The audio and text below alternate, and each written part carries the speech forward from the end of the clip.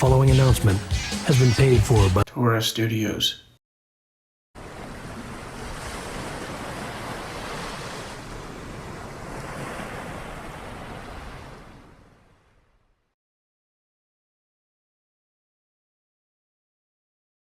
Welcome back to Revealing Biblical Truths.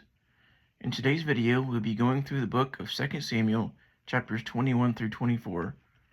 Before we get started, be sure to hit the like button, subscribe, share, and turn on post notifications so you can see future videos as soon as I post them. In chapter 21, there was a famine in the land for 3 years, and David asked Yah what the reason was. He said it is for Saul and his house because he killed the Gibeonites. So David called the Gibeonites, who were descended from the Amorites, a Nephilim tribe. Israel had promised not to attack them, but Saul did anyways.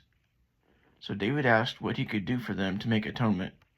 And they said they didn't want any silver or gold, but they wanted 7 men of the house of Israel as payment. So David said he would give them over. But he spared Mephibosheth because of the oath between them and Jonathan. But he took 2 sons of Rizpah and 5 sons of Michal, all children of Saul, and delivered them to the Gibeonites. So they hanged them and put them to death at the beginning of the barley harvest, which was around the feast of Passover.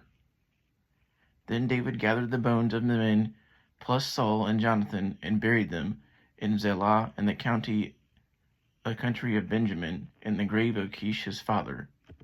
Then Yah was satisfied for the land. At the same time, the Philistines fought with Israel again, and David was weak. And a man named Ishbi-Benob, the son of a giant, wanted to kill David. His spear weighed 300 shekels of brass, around 8 pounds, and he also had a sword. But Abishai drew him in and killed him. And then David's men told him not to come with them again, to protect him.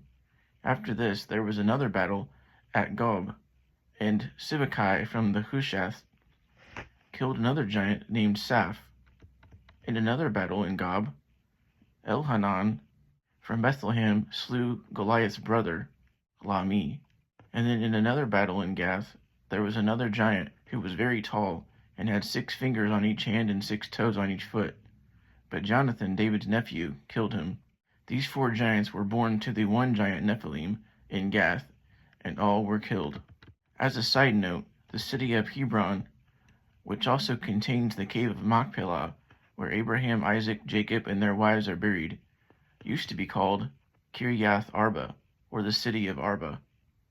Arba was the name of a giant, who was the father of the 4 giants killed by David and his men.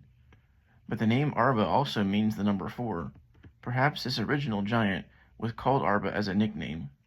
It is interesting to note that the events of Joshua chapter 13, when it calls these 5 giants the Lord of the Philistines, from that time until 2 Samuel 21 was approximately 350 to 400 years. So these giants were almost 400 years old.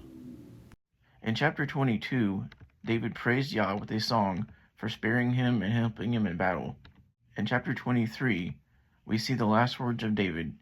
He praises Yah as the rock of Israel, the light of the morning. After this, he lists his mighty men who fought with him. There is Adino, the Eznite, who killed 800 men with a spear. Then Eleazar, the Ahohite, who was with David against the Philistines. Then Shammah, the Hararite, who defended the ground and wrought a great victory. 3 of the mighty men went with David to the cave of Adullam against the valley of the Rephaim. The word Rephaim means remnant of the giants of old, meaning before the flood. And David got thirsty and wanted water from the well in Bethlehem. And that's another phrase pointing to the Messiah who would come out of Bethlehem with living water. So his 3 mighty men broke through the Philistines' ranks and got water from the well and brought it to David. Yet David would not drink because his mighty men risked their lives for it. Abishai, Joab's brother, was the head of the 3. It was said he was the most honorable. Another valiant man was Benaiah of Kabzeel, who killed lion-like men of Moab and killed a lion in a pit. David put him over his guard.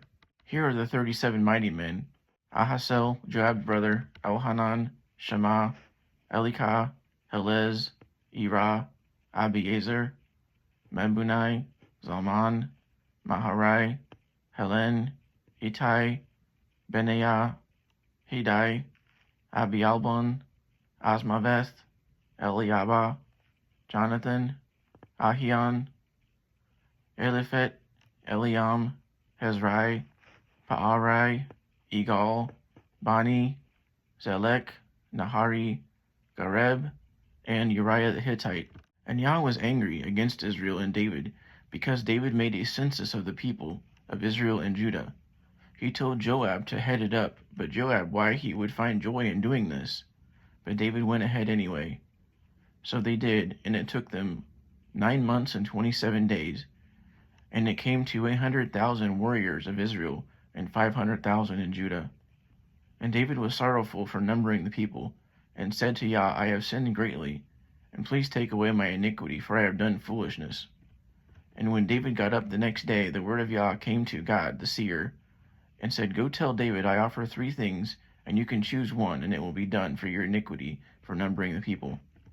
These were the 3 choices: 7 years of famine in the land, or flee the city and be chased by your enemies for 3 months, or 3 days of pestilence in the land.